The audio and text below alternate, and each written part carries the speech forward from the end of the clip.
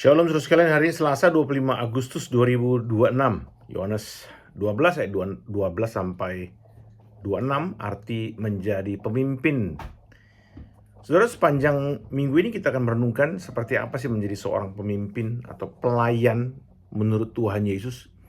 Nah, pada tanggal 4 Desember 1977 saudara ya, di Bangui, bacanya Bangui atau Bangui, ibu kota Kekaisaran Afrika Tengah, dunia menyaksikan sudah luar biasa penobatan yang mulia Kaisar Bokassa I. Kekaisaran yang kenal korup dan berdarah. Biaya untuk acara itu dirancang dan dikoreografikan oleh perancang Prancis Oliver Bryce, ya, harganya 25 juta dolar Amerika. Terus bisa membayangkan itu, ratusan miliar, hampir setengah triliun, ya. Pada pukul 10 lewat 10 pagi itu prosesi dimulai dengan 8 dari 29 anak resmi Bokassa yang berparade menyusuri karpet kerajaan. Catherine, istri favorit dari 9 istri Bokassa, menyusul dari belakang. Ia mengenakan gaun seharga 73.000 dolar. Kurang lebih 13 M, ya, rupiah. Itu buatan Lenvin, ya, dari Paris, yang dihiasi mutiara-mutiara dipilihnya sendiri. Sang kaisar dengan kereta kekaisaran berhiaskan elang emas ditari oleh 6 ekor kuda Anglo-Norman yang serasi. Mengenakan jubah seberat 14,5 kg. Berat banget, ya. Kenapa? Karena ada 785.000 mutiara bordiran emas. Wow, berat. Tidak hanya ia mengenakan mahkota emas berupa rangkaian daun salam seperti gerakan konsul Romawi pada zaman dulu. Nah, ketika pawai, Bokassa ini berdiri di atas tahta, pada duri tahtanya dengan gagah.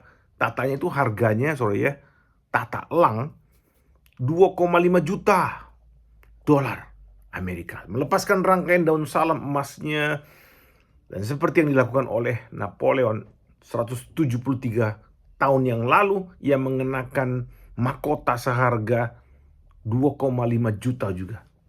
2,5 juta dolar, ya. Saudara, penobatan Bokassa adalah kisah konyol. Ini kisah nyata, ya. Kisah menyakitkan tentang negara miskin yang memakai uangnya, rajanya, saudara ya, untuk uang pengagungan dirinya. Ini hasrat manusia berdosa mengikuti egonya, mengagungkan diri sendiri. Kontras sekali dengan apa yang kita baca dalam Yohanes 12 ayat 12-26. Sang Raja Israel, bahkan Sang Raja alam semesta, saudara ya, memasuki Yerusalem berpusat pada pengajarannya, pada belas kasihannya, pada cintanya kepada orang berdosa. Apa kenderaannya? Anak keledai. Bukan kuda perang, bukan, anak keledai muda, ya. Coba kita bayangkan suasananya saat itu adalah masa Prapaskah. Masa yang menggairahkan sekaligus menegangkan, saudara. Kenapa? Karena baru sehari sebelumnya, mungkin 2 hari sebelumnya, Lazarus dibangkitkan. Dan mereka baru pesta di rumah Simeon, si kusta. Nah, orang banyak itu menantikan kehadiran Yesus di perayaan itu. Dan urutan kedua yang mereka nantikan adalah siapa? Lazarus yang Yesus bangkitkan. Dua sosok ini menjadi target pembunuhan para imam.